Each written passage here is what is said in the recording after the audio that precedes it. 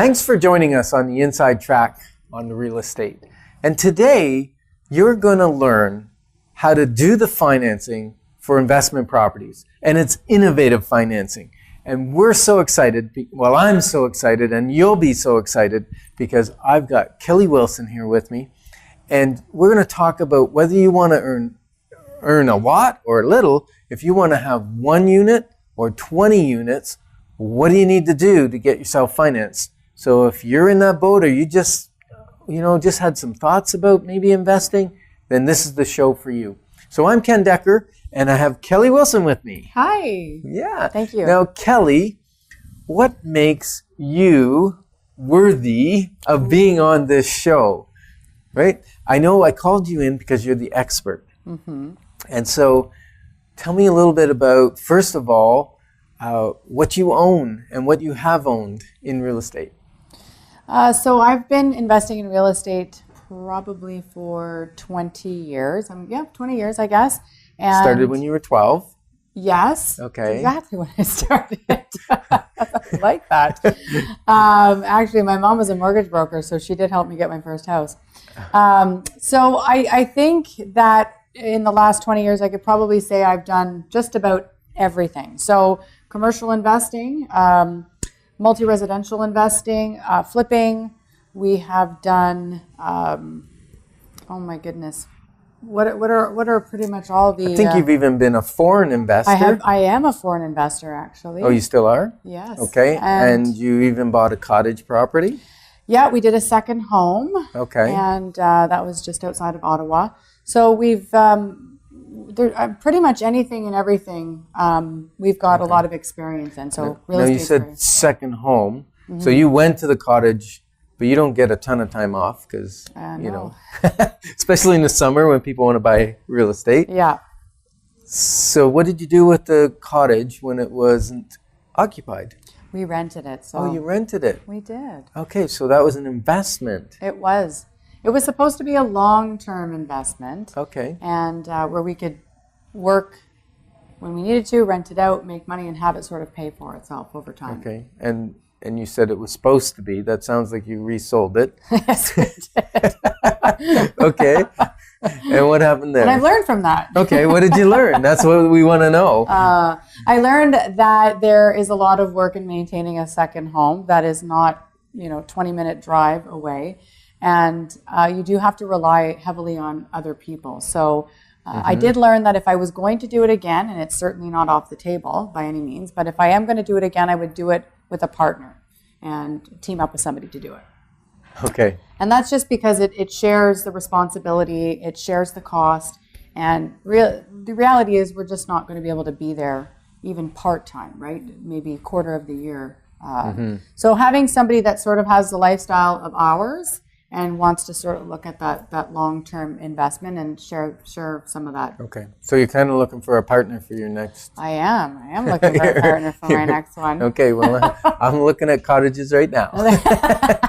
All right. So I was talking to you last night on the phone, actually, and you were telling me the story of a person who owned a few properties. Tell me about that. Like, because people say to you, oh, you're investing, it's risky, it's... we don't know how you do that. Yeah, all that kind of stuff. So what do you say when a person says, oh, well... the market's going to turn. Yeah. Which way? Which way, right. Yeah. So if you're owning 9 or 10 properties and you hear someone say, oh, I own 9 investment properties, what do you think in your head? Oh, they're foolish, they're risky. Well, what are they risking all that money for? What goes on in your head? No, and when you think about it as an individual, thinking, is this something for me? Should I be able to do it? But yet you're standing in a conversation, a room full of people, and somebody says, I own 10 properties, I own 15, I own 20. Usually the first thought that comes to everybody's mind is, how did you do that? They're not thinking about the rest. They're thinking, this person's going to have a lot of money. Right? Yeah. I mean, that's... They either have a lot now or they're going to have a lot of money. Exactly. As they let time do the heavy lifting. Absolutely. And it's usually you never have that thought going, when are you selling it? It's usually that thought of, wow, what is that going to look like in 20 years from now? Yes. Like I had a gentleman walk into the office the other day And he said, I've got a small condo. I'd like to sell it as a rental, but I've had it for quite a long time. My mother was in it and so on and so forth, or mother-in-law. And he said, well, I'm going to sell that. And I'm getting at the age where I want to travel more. So I think I might sell one or two of my townhouses in Barrhaven and maybe 2 or 3 of the ones I've got in Bell's Corners. And then he said, well, then my personal residence, maybe we'll downsize that at some point. And I'm thinking to myself, if he has no other investments, this gentleman has set himself up for a great retirement. Absolutely. And way to go. And it's amazing. You pick up one or two, one property every couple years or something, and suddenly in 20 years, when you're thinking of getting close to that retirement age, suddenly you got a lot of wealth accumulated. Absolutely.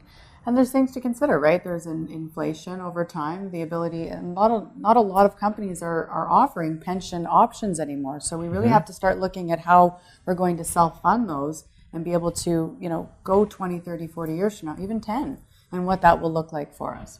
Right. So investment property has always panned out if, it's a long-term plan. Yeah, just like a pension would be. If you're paying into a pension, Yeah, that's a long-term plan. You do that for many, many years.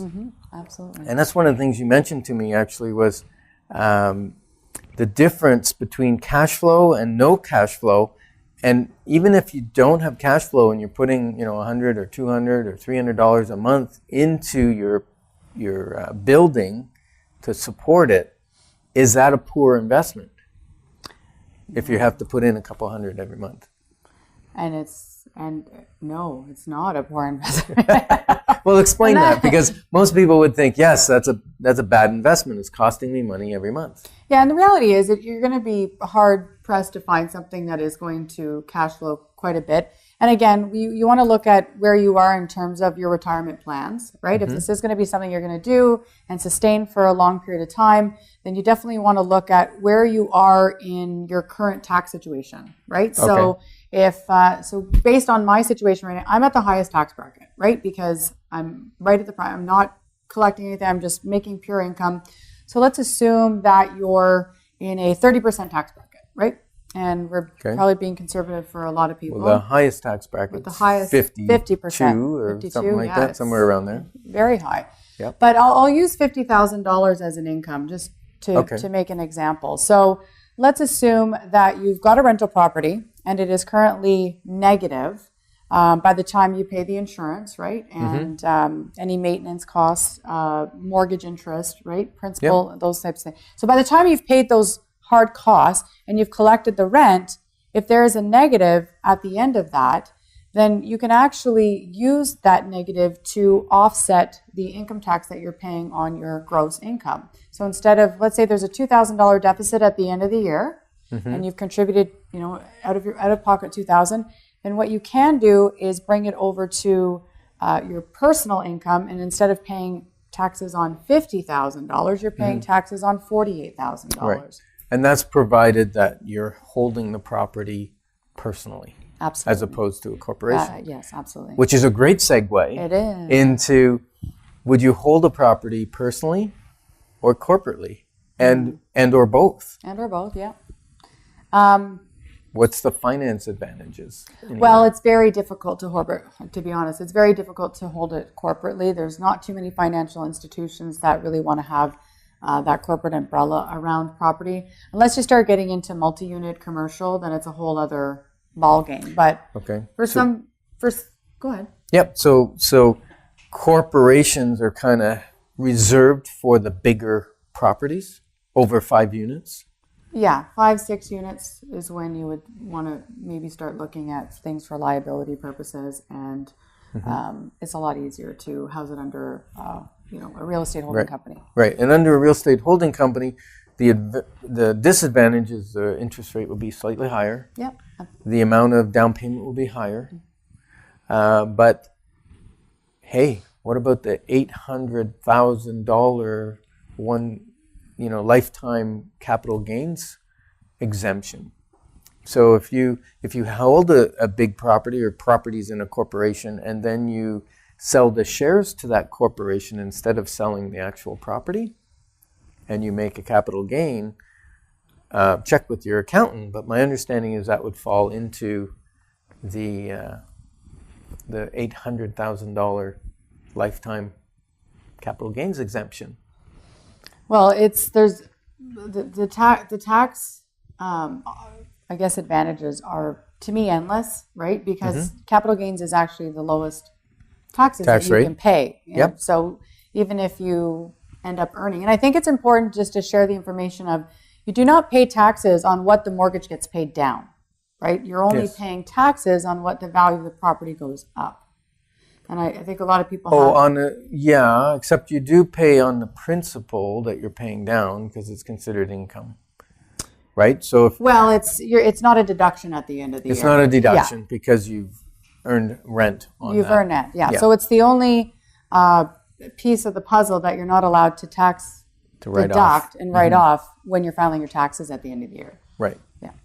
So even if it's not quite cash flowing, usually the capital growth, your equity growth based on the property going up in value, and the mortgage pay down is usually significantly more than your small monthly input, right? So if you think of it, if you have a property that the mortgage is going down $1,000 a month in let's say it's a $1,800 payment, about $1,000 would be principal, or it's about half right now. Yeah, it's about half right now. Okay, so if you had a $2,000 payment, but $1,000 a month is principal pay down. Yep. If you're negative and you have to put a couple $100s in the bank, what you're really saying is I put $200 in the bank, but I get $1,000 Yeah. every month. So I'd make that trade every day. Every day. and the bigger picture is that for you to have to put away $2,000 net a month, it's almost impossible for Canadians by the time all the bills are paid and your own personal house is paid. So it allows you to have that asset that somebody else is being able to take care of for you.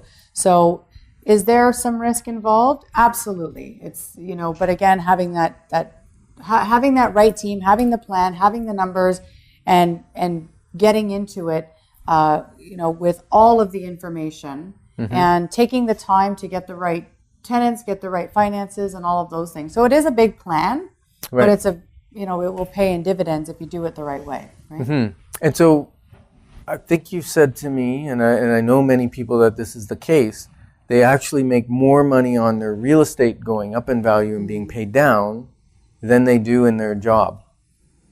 Yeah, I mean, when I look at how long it would take me to personally put money away every single month, right? And my savings is not accumulating the same way as necessarily the real estate is.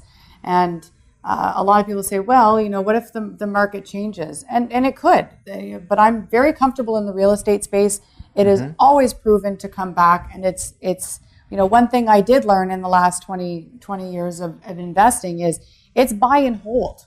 That's really where it is. It's not an overnight fix. It's not a quick trick. You can't bank on 6 months from now or 3 months from now. You have to plan for the next 10, 20 years, right? And what that's going to look like. And a lot of people fail to plan out 10, 20 years from now, right? But making the wise decision now and just staying the course historically has shown great, phenomenal dividends for people. It has. And if you look at the stats in North America, when you're looking at people who have most of the wealth, it's mostly real estate holdings, right? That eventually are paying out and growing over time. Yeah, because they're sheltered from taxes, right? And then when you do sell them, they got the best tax rate. Whereas if you put something into, say, a TFSA or an RRSP, RSP, you get a tax break in the beginning, and it's sheltered while it's in there. But even if it's capital gains, when you take it out, it's taxed at full rate because it was underneath the umbrella, so they don't know.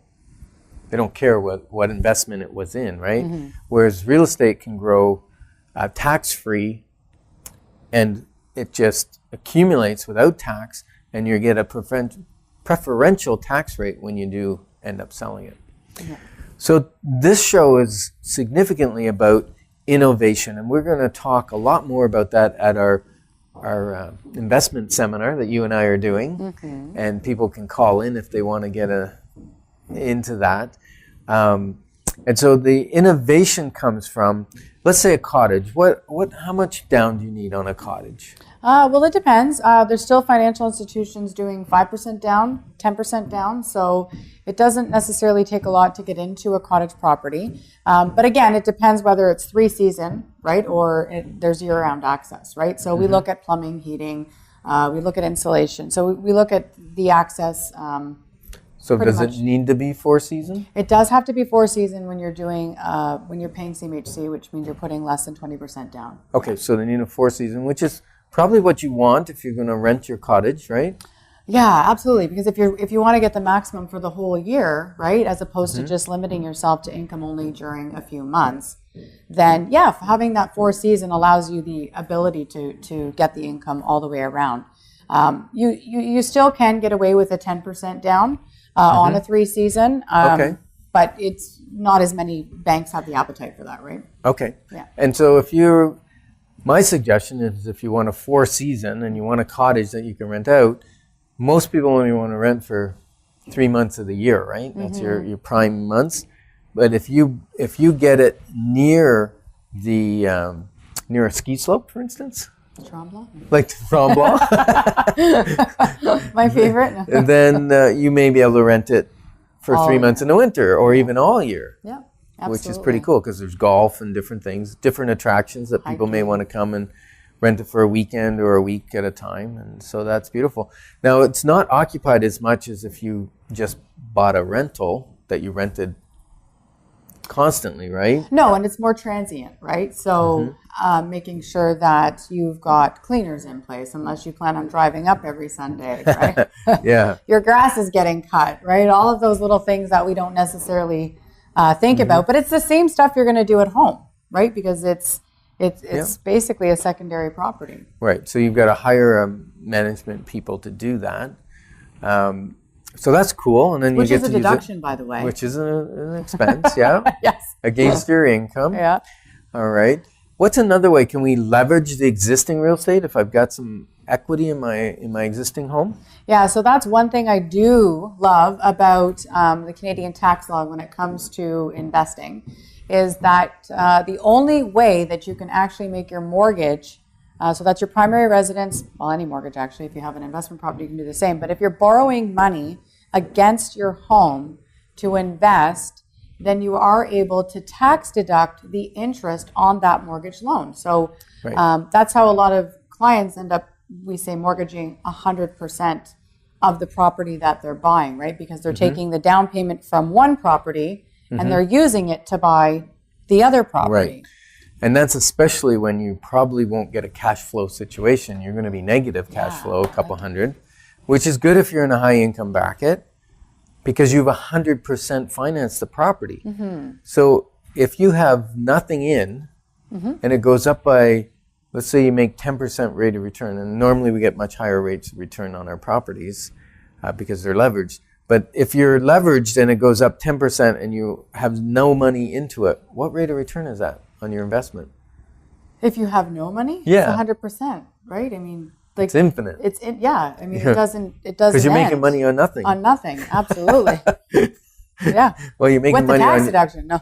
yeah, with the So, tax. and that's the other side of it, right? So it's 100% plus whatever that tax advantages that you're getting on the other end of it. Okay.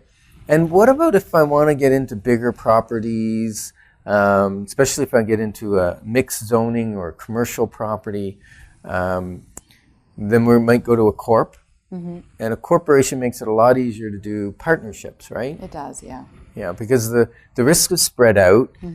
Each individual doesn't have, typically, unless you sign a covenant personal guarantee, it doesn't affect your credit, right? Right. Because that's one of the problems. I've bought a couple properties individual, like as a single ownership, but we partnered. So we have two people, and the mortgage is down to $50,000, but both of us are on the hook for the 100%. full payment, 100%, which affects our credit worthiness to buy another property. It sure does. Right? Yeah. So that's something I learned, a little mistake. But other properties I own that maybe we're together in a partnership, actually we own one together, and it's in a corporation, and that doesn't affect my borrowing power. No, it doesn't. You're not disclosing it because the corporation owns it. It's not. So you can personally sign for something, but we're not on title, right? It's the corporation that's sitting on title. So that's sort of an important thing to understand is whether you're living in the home or not living in the home, right? Whether you're a part owner or a 10% owner, if your name is on title of that property, then when you're applying for any additional credit or any additional mortgages, you do have to take ownership, not personally, but the bank will make you take ownership of 100% of that payment, regardless if it's split 3 ways or 4 ways. Because they have the rules that if it defaults, they can go after any person who has money for 100% of the default. Exactly. Right? Yeah, Okay, absolutely. beautiful. So partnerships can be a great way to buy bigger properties. Bigger properties quite often have a little higher rate of return, maybe even a bit more cash flow. And that's one of the things, I think, is that correct? The lender's going to look at the corporation, how much money you're putting in, as well as what is the cash flow status of that bigger property and does it support itself? Yeah, absolutely. And if it does, it's kind of a no-brainer for them. Yeah. With 30 or 35% down, right? Yeah, and it's not your typical, they're lending on the building, right? They're lending on the financials of the building. It's not necessarily, where the property is located, who the tenants are, right, is a big one. If they're long-term, short-term, the quality of the building, the location. So all of that is taken into consideration, and that is ultimately what affects the down payment. Okay. Now, some people have said to me, I've got $100,000 tied up in my RSPs. It's some years it makes pretty good return. Other years I lose money. I've got money in TFSAs. Do we have a way of utilizing that money for investment purposes?